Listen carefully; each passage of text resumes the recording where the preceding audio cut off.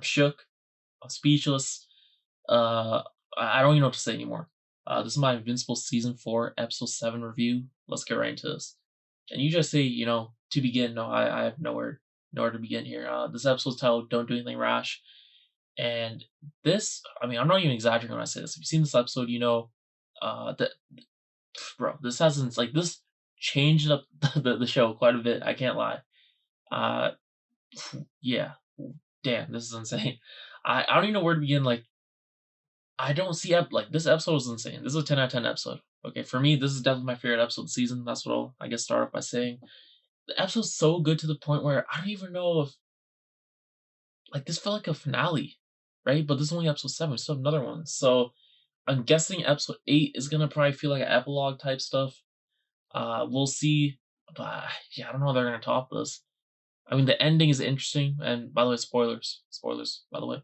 But the ending is interesting where they're gonna have, or pretty much where they have the remaining Viltrumites going to Earth, pretty much getting their lick back, right? Because of what the Coalition, particularly Thaedus, Nolan, and Mark did to Viltrum. They literally just, right? I'm not even exaggerating when I say this. They literally shook Viltrum to its core. I can't even joke. They literally went into the Viltrum's crust, and just literally tore it apart. That was absolutely insane. That was absolutely insane. Where do I even begin? I guess I'll say this. I said this in my previous review as well, but I'm like, you know what, Thragg, I wasn't feeling too. It was like a 7 performance, 6 or 7 performance last episode from Thragg. I'm like, but with that being said, this is probably gonna be a Jeffrey D. Morgan. Jeffrey D. Morgan situation. That's what I was saying. Even though I like Jeffrey D. Morgan way more when he first got introduced compared to Thragg. In terms of the voice acting and stuff, I'm like, you know what? Here, during next week's episode, which is this week's episode 7, we're gonna see why Thragg is really him. And guess what? That's exactly what we saw. The first 10 minutes of the episode, we spend literally just totally establishing why Thragg is him. He is also why his obsession with Argall, right? The former leader of Viltrum. And man, let me just say this: if you thought those, was it episode 2? Was it, yeah, episode 2? I think the first few minutes of episode 2. If you thought those were whoa, that is insane. This right here, this guy's out of his mind. Okay, that's literally what it proves. It proves that this guy Thragg has actually lost his marbles. Or well, he's always been like this essentially. It proves that this guy has no remorse or anything. He literally just invokes his own survival of the fittest, Hunger Games type thing, and just does. He literally just forces them. He just forces just whatever Viltrumites are at that time, because this is kind of flashback, so there's still quite a few Viltrumites, sorry. He just forces them to do survival of the fittest, cleansing each other essentially. I'm like, what is going on here? What is going on here? And they don't even question it. Most of them don't even question it. But kind of going backwards, it's all because of Argall just getting slimed out by the betrayer, right? By Thaedus.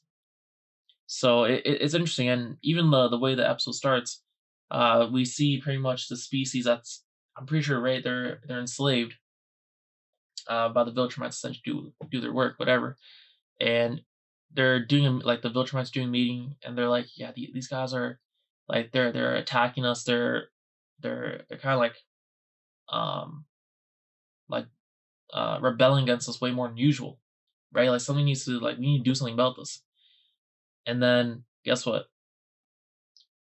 We see Argall, and he's like, yeah, I agree, whatever. And then he asks Thragg, and Thragg's like, yes, we need to do that. And this guy has no remorse. He's like, bro, he just went to the illest thing. The illest thing. He's just pretty much take him out essentially, right? And they settle on taking out 25. What was it? I think 25% of the population as a mess, a warning, and then otherwise we're gonna take out the rest of them. I'm like, bro, that's insane. And he has no remorse. He's like, this is what needs to be done. And then while this is happening, Thaedus because it's a flashback, right? Thaedus is still part of the Viltrum Empire. He's like, nah, we can't do this, we can't, and then he just pretty much gets owned. He pretty much just gets shushed by Thragg and well, not Thragg, by Argall. So yeah, it's pretty insane. I mean, bro, the opening itself, like even when I'm skipping into it now, let me see here. I mean, god damn, he just loves. I mean, his love for Argall stems from the fact that they were both literally like very like-minded. That's what it was. Both stone cold, etc. Like these guys did not care about anything really besides just Viltrum. That's literally it. I don't even think they didn't even really care about their people to an extent. Argall may be different, but I mean we know Thragg, he literally cares about Viltrum more than anything else, even more than Viltrumites, right?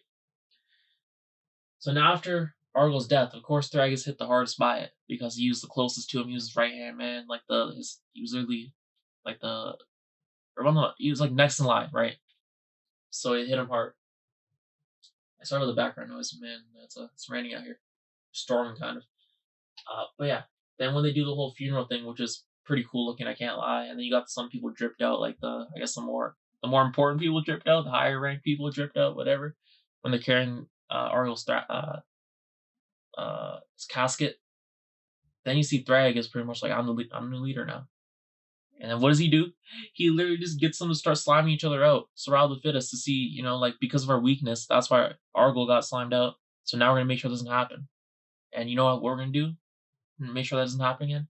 We're gonna have all y'all fight, and whoever lives, they actually deserve to be here, and this way we won't ever get caught lacking again, essentially. And by the end of it, you see all this bloodshed, and like people are even so like a lot of Viltrumites are actually kind of terrified to begin with. Even when he sliced off that one guy's head, he's like, nah, I'm not I would never betray, Emperor Thragg, whatever. And then he's like, pretty much just liar, and just slides him out. I'm like, whoa. So by the end of it, we see conquest, a lot of familiar faces from the present day. The Viltrumites are left, which makes sense. And they're like the Thrags. And in typical conquest fashion, he wants to keep on going. He wants to kill more of the Viltrumites. Thragg has to literally stun him, be like, nah, chill. Yeah, you don't want to do that. Trust me. And that's the way the episode opens. So it really establishes that, yeah, this guy Thragg, don't play with him. Okay, if you thought he was sweet beforehand, no, you're dead wrong. Just don't. And then we go to the present day, where we know Thragg wants to obviously get his revenge, particularly on Thaedus, right? And then here we see the whole coalition. Thaedus is prepping everyone to go. It kind of picks up from where we ended last episode, where Thaedus is like, yeah, we need to go to Viltrum and hit Thragg, surprise him before the reinforcements come. There's our only opportunity to get Thragg and just, win this war. And then everyone's like, all right then, like obviously gonna be a challenge, but everyone gets on the ship, they're ready. And then we see a scene with Battle Beast, Zoe, Oliver, Alan, and Alan's girlfriend, and everyone besides Battle Beast is kind of talking about food and in like a wholesome way, whatever, fun, laughing type manner. They're like, oh, what Alan's eating is disgusting, etc. Blah blah. And he's got the reason why Battle Beast works so well in this. I'm glad they brought back Battle Beast because his demeanor is if you compare it, okay, the best way of describing his demeanor is the complete opposite of Alan's, right? Alan is like, joyful, whatever, all laughing and stuff. And then you got Battle Beast. He is the most dead serious person. He's just but all he cares about is bloodshed, just killing people, particularly at this point, Viltrumites. And he's ready to die. He's ready to die in the battlefield as long as he gets a good match, a good opponent, right? That's worthy. So this is funny. And then he's like, yes, like they asked, pretty much he's like, yeah, man, for me, my final meal or whatever, like a good meal would be, fighting a worthy opponent and having just getting beat up so bad that the last thing I taste is my blood.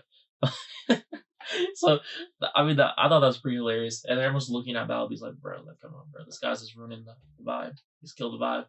This dude, man. And then we get some stuff between Thaedus and Omni-Man, and I feel like I should have known it here. I mean, Omni-Man was saying, I think Omni-Man was saying to Thaedus, you know, my kids, Mark and Oliver, they're not. Well, I think he was saying what? I think he's talking about how they're not like pure Viltrumites or something like that. Regardless, it wasn't the most significant scene per se. But yeah, then everyone's getting ready for war, and then you see Alan's girlfriend going crazy, whatever. That's been a common theme if you remember from the past episodes. And then we finally see them all going out, and the whole plan is to pretty much also catch Thragg by surprise, which, as we see, it doesn't go well.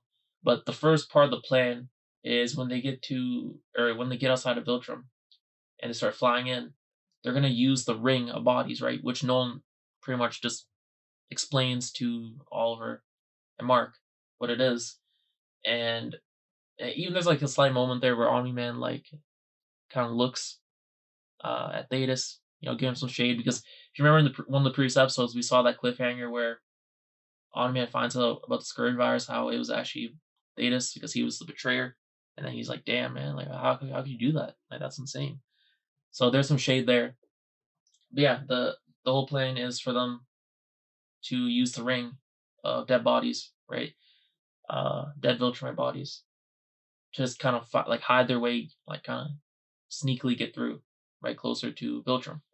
But guess what? That plan goes terribly wrong very quickly, because it turns out that Thragg and the Viltrumites already knew. They're already prepared. They were actually baiting the whole coalition to come there. They were already five steps ahead. So what Thragg had them do was that he had the Viltrumites hiding inside the ring to surprise attack from behind. And then guess what we see? Let me see here. We see, is it Lucian? I forget his name always, bro. This dude actually, it actually gets me so mad. I'm like, every episode this season, I'm like, please, just kill this Viltrumite, please. No, my wishes aren't being granted. This dude is just not dying. This dude not, unless I'm tripping, but I think even in the end he's still alive, right? I'm like, he just won't die, and he's actually like a good fighter too. I'm like, damn, man, that sucks. But this is the start of the point of the episode where you get the, bro, they're fighting for like 30 minutes straight. But particularly you got Alan and Zoe and Space Racer doing the main work of taking down the other Viltrumites besides Thragg. Pretty much, I mean, we know that Zoe, she has 10 darts prepared, which are kind of like the equivalent to Space Racer's, just, his gun, where just like, hit him once, it beams them and kills a Viltrumite. Her darts, if they hit the Viltrumite goes into, Viltrumite, they die. So like that. But she does eventually run out of them. But she does kill, a few of them, so that's pretty hype. And then, what else happens there? Oh, and then even we see the payoff. Space Racer comes out on his on his bike, whatever you want to call it, and guess what he has attached to the back of his bike?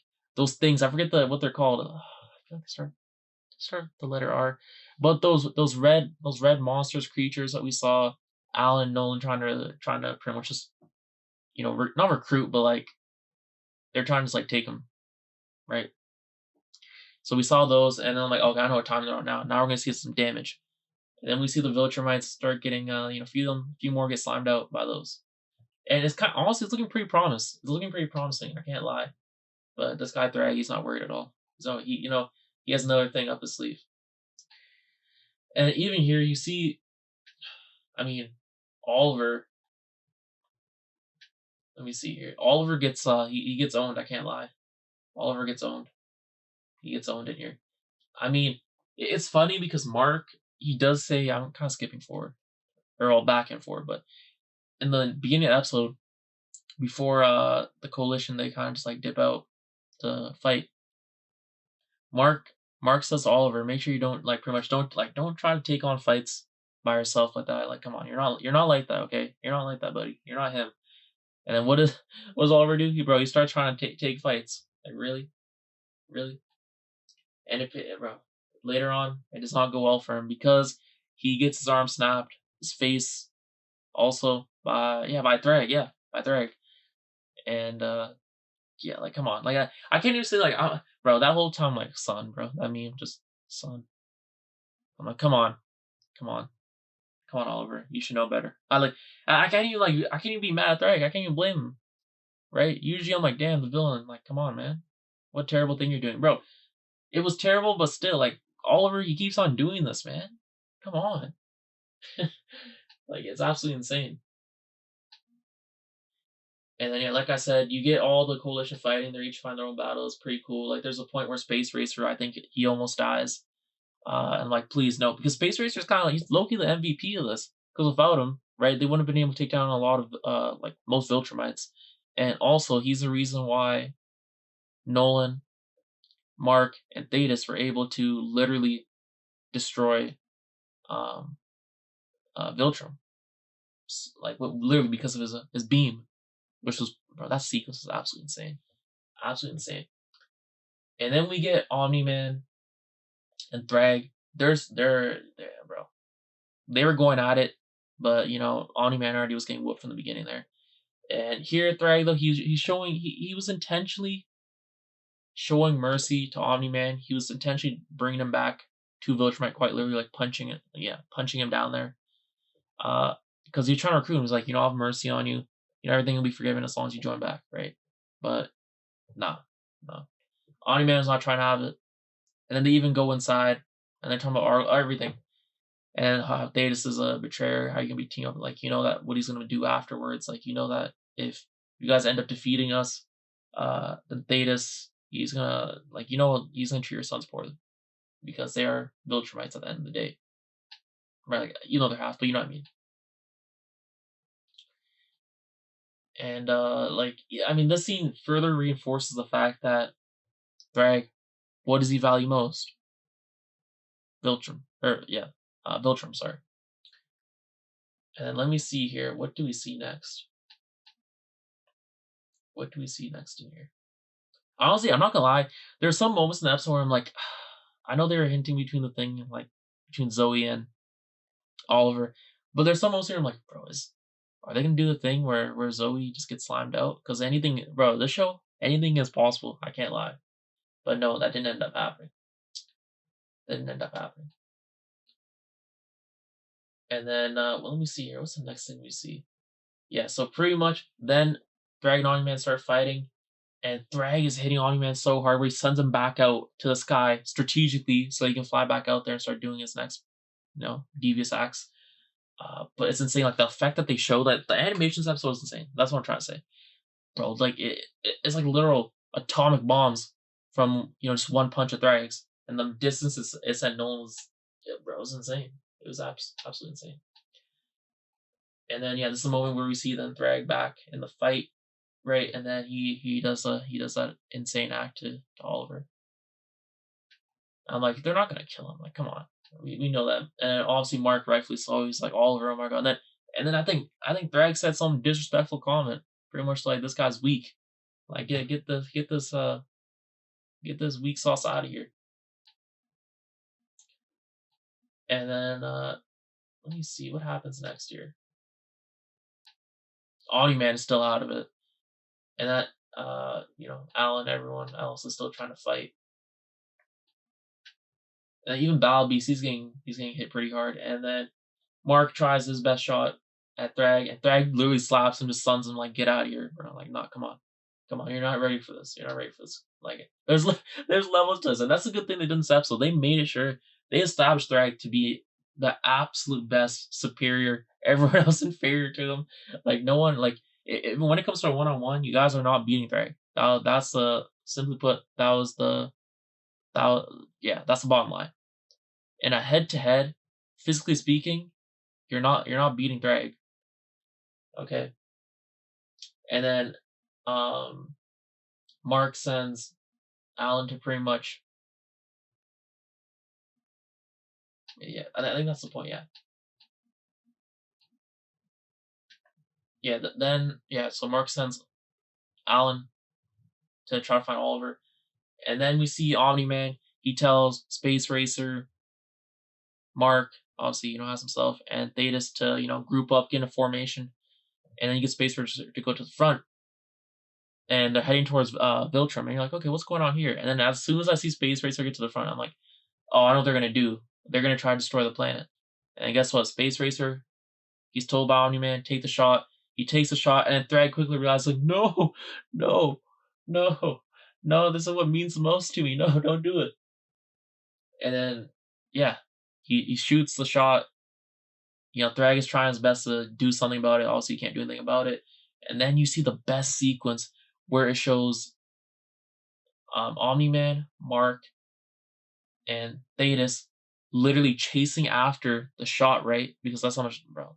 The space racer, like the beam does so much damage, and they're literally like, bro, the speed of light. They're all three of them are in a formation like tightly right beside each other, chasing after it because it makes like a pathway for destruction in order to destroy the whole planet. And they literally go into the crust, the core of Viltrum, and bro, they're literally burning through it, bro. Their clothes are burning, they're evaporating, whatever. I'm like, damn, is their skin gonna start burning off or something insane like that? It doesn't, but yeah, they go so deep in for so long that, bro, you see the lava, the Viltrum literally just like separating, divided into different planets. I'm like, bro, just I must see some Battle World type thing. I'm like, imagine that'd be kind of insane.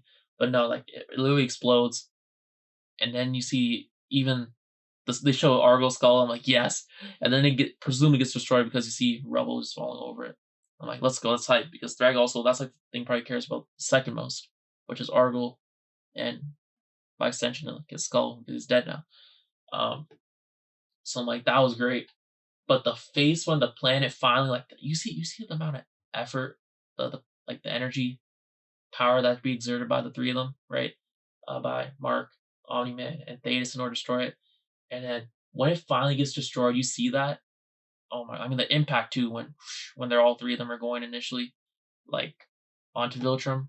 It's like an absolute like bomb, bro. It was insane. But then when you actually see the planet get destroyed and everything, and then you see Thragg's reaction, bro. This dude is crying. This dude's crying, bro. This dude is crying. I mean, I get it because it's the thing he values the most, right? And then the other Viltrumites are shook. They're like, bro, they can't believe it. They're like, what? And that's like the first time where you see Viltrumites actually have emotion, right? Like one of the rare only times. It has to take for you to destroy their home for them to actually start having emotions, start having some type of humanity, some type of care. Absolutely insane. And then let me see here. After that, and even the statue, right, of Argall gets destroyed in it. And then let me see what happens after, because this is the most important part. This is the most important part here after it gets destroyed. But I will say this. The reason why I like the scene so much of them destroying Viltrum was because, like I was saying earlier, what Thragg, you can't beat him physically, right? You can't beat him physically. He doesn't care if you kill other Viltrumites, right? They're kind of just there's casualties, right, in the way, essentially. Like it's just stuff that's expected that happens, right? He doesn't really care. He doesn't really care about anyone else besides himself at this point. But they're like, okay, and then Omni-Man realizes, okay, we can't defeat him. He's literally like, I can't do anything about it. No one else, none of us, we're not well equipped. He's literally invincible, right? Thragg is the real invincible in a way. So Omni-Man does the second best thing. Let's hit him emotionally, where something where you can't stop it, something that will actually get him. So if we can't beat him physically, the second best thing is taking what he loves the most and destroying it, which is Viltrum, and that's exactly what they do. And that's where you get the after this moment, bro. Thragg, he goes unhinged. He goes literally unhinged. He goes unhinged because then we see him, or then when we see the three of the like Omni-Man, Thaedus, and Mark come back to where the whole fight's going on, right? Kind of like outer space. Then Thaedus like surrender and stuff, and also like, bro, no one's surrendering. Okay, no one is surrendering, dude. And then Thragg, he's like, no, and he's crying. He breaks the big piece of the rock, whatever, in front of him. And guess what? He does the most devious thing. He does the most devious thing I've seen, bro. He takes out. Oh my god, bro. He takes out Thaedus. He takes out Thaedus, and it was in the most brutal way too. Like Thaedus got bruh. I can't describe the way he got slimed out. Like, I'm trying to see this right now. He takes his head off, bro. He takes his head off, and he's just like, bro, I got my revenge. I got my lick back. This is for what, because Thaedus was the betrayer. And that shook me. I didn't honestly. I didn't expect Thaedus to die, even though it did make sense, right? Think about it in hindsight. Of course, it does make sense because he was the betrayer and everything. And in order, like, you can't have Thaedus defeating Thragg and still living, because that just makes Thragg look weak, right? Especially after all these years of build-up animosity that Thragg has for Thaedus. So it made sense, but man, the way Thragg killed him was absolutely brutal, and I was shook. I'm like, what? That's insane. And this is even more. They're showing him even more unhinged. Like, this guy does not care in the world. And this is someone that, keep in mind, when Thragg was, I guess, technically younger, right?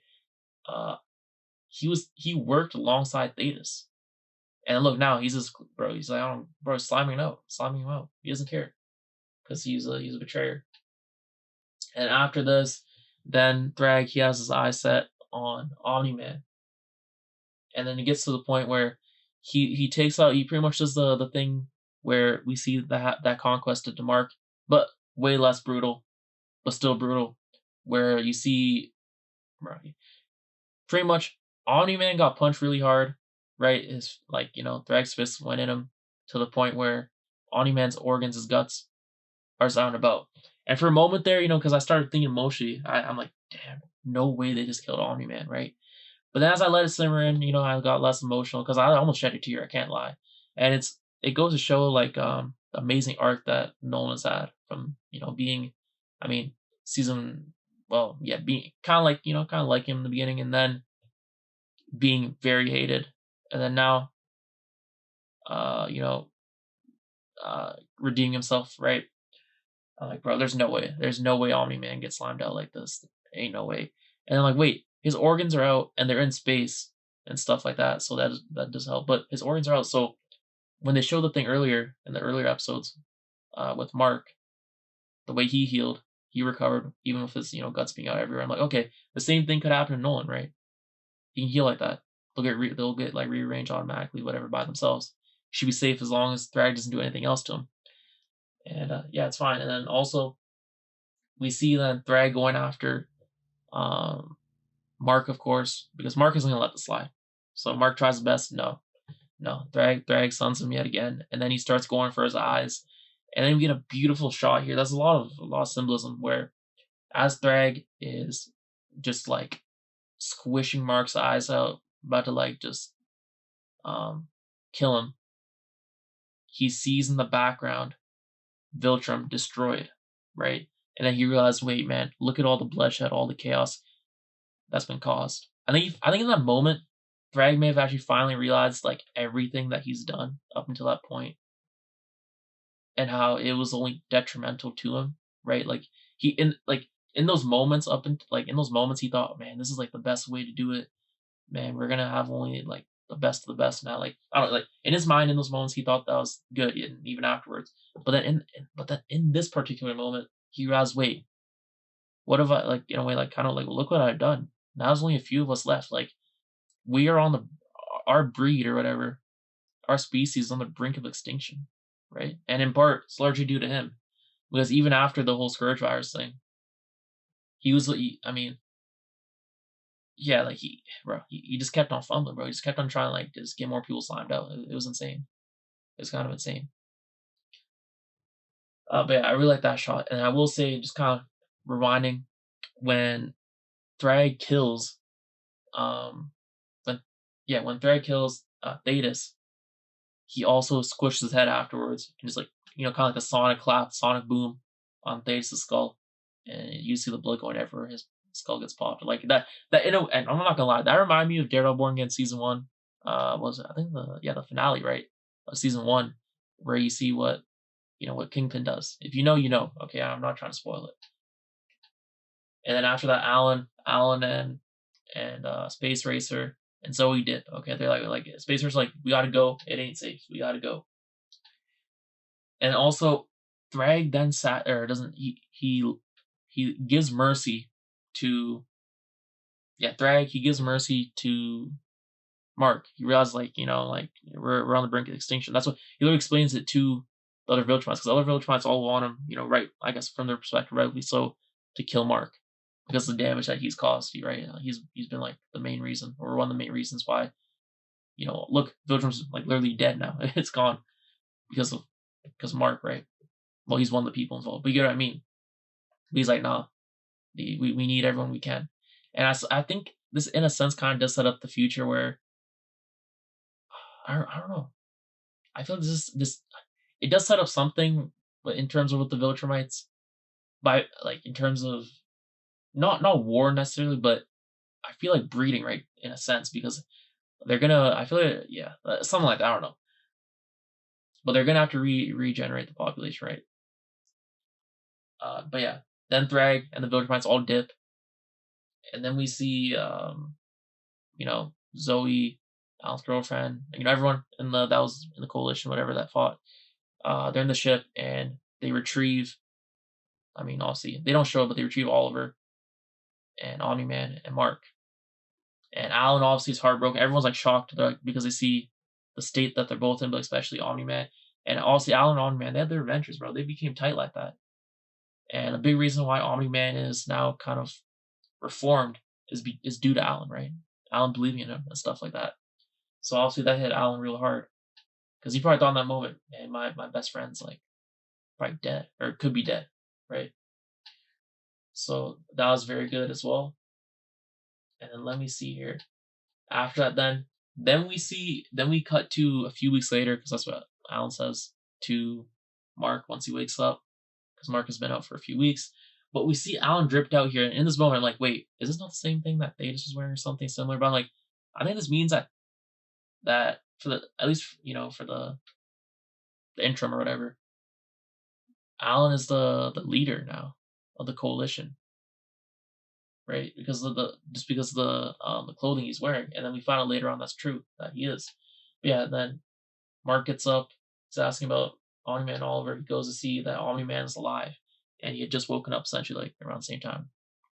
And then obviously Mark is now, embracing his dad, and this is a good thing because it was at the beginning. Even if it was at the beginning of the season, you wouldn't see Mark doing this. You wouldn't see Mark, embracing Omni-Man, his father, like this. You wouldn't even see him as his father really.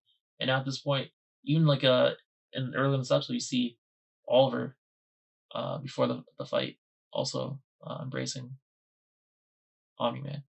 But that their relationship was a bit different. That's due to when Mark almost died. But yeah, that episode did a lot for their relationship. And then obviously Mark is also relieved that Oliver is gonna actually, that he's still alive, that he's gonna heal, because Omni-Man tells him that.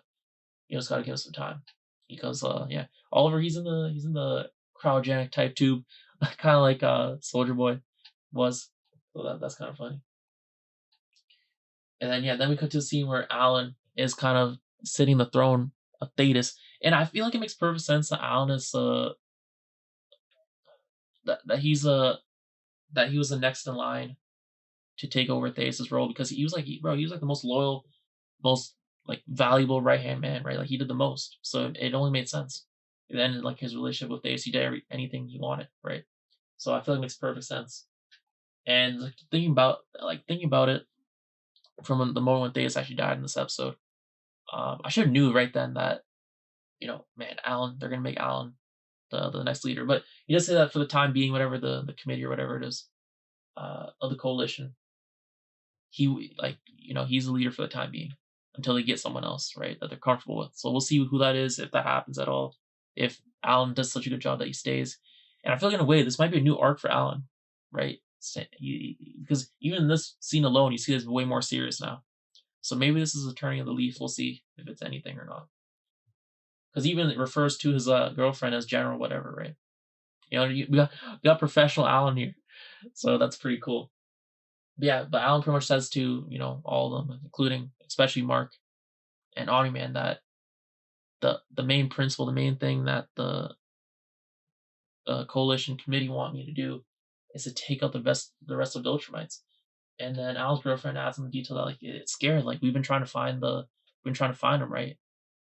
Because Mark was asleep for like weeks. They're like, yeah, we were trying to find the Viltrumites and we can't. It's like they disappeared. Like it's scary. And I think Alan says, oh man, this is a good thing, because when did the Viltrumites ever go go quiet, and then I think Mark or Omni-Man says kind of like that's the problem, right? And then like where could they be? They start theorizing like where could they be? And they're like, oh wait, the silence and everything is because they've been going to Earth, right? Like they're traveling to Earth to get their lick back. And that makes perfect sense. Thagg's doing the eye for an eye. You kill my planet, or you destroy my planet, Viltrum. I want to go to Earth. Not only kill the planet, I'm going to kill everyone you love. That's a part of it too, right? On top of the planet. So that's why they've been so quiet. You know, they're moving. You know, they're moving sneakily now. So yeah, and then that's kind of the cliffhanger we get where you see the spook faces. You see the spook face of Mark.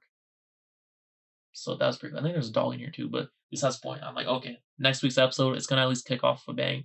We're gonna see we're gonna see the coalition trying to get to Earth before the Viltrumites destroy it. So that's gonna be cool. But beyond from that, I wonder what's because the episode's like what? It's gonna be roughly an hour long or so. So I wonder what else can be in the episode besides that, and how they're gonna put the cliffhanger in for season 5. How it's gonna end. Aside from like the one thing that we know, right? But anyways, besides that, man, this episode is 10 out of 10. I absolutely love this episode. This is by far the best episode of the season, and I've been saying that like quite a bit. I feel like, but yeah, this episode's really really good. And honestly, wouldn't be surprised if this episode. I'm expecting this episode to be rated one of the highest in the entirety of Invincible. So we'll see what the IMDb turns out to be, but I'm expecting this to be no less than a 9.5 on IMDb. I'm gonna be honest. Like this episode was absolutely insane. Like this carried weight to it. This had consequences. This had stakes. I mean, like just the fact that Thaedus alone died, right? Like that's huge. That's very significant. But even like the backstory in 10 minutes, they show the backstory of Thragg, and I mean that does so much too. But yeah, like a lot of ramifications from this that we'll see. I mean, not only from the end of the season off, but also I think for the future seasons of Invincible, right? Especially now that Alan is in charge. And maybe we get Omni-Man in a state now where he's scarred. Maybe he's too scared to fight because of what Thagg's done to him, right?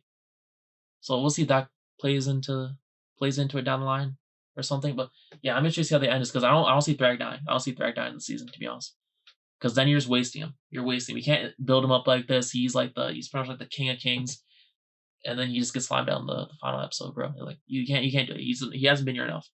Thragg has to be here for multiple seasons, at least another, before you actually get him, before you slime him out. And obviously, another thing is how are you gonna? They can't kill him. No one's strong enough. They don't really have anything to kill him with, right? I mean, they do have space racer and stuff, but I mean, this is my question. It seemed like, I mean, we know that Thragg is like very strong, but he's like literally invincible. I mean, no pun intended, like really invincible. So I wonder, is he like one of a kind to the point where even the space racer, like his like blast his beam, and even if one of those darts were to hit him, they would do nothing. Like he wouldn't die. Is he that strong? Is he is he immune like that? That's it. I mean, yeah, those are my questions. But anyways, this episode was very good. Let me know what you think down below. Have you seen it? Have you not? And what do you think's gonna happen in the future? Thanks for watching. I'll see you next one. Peace.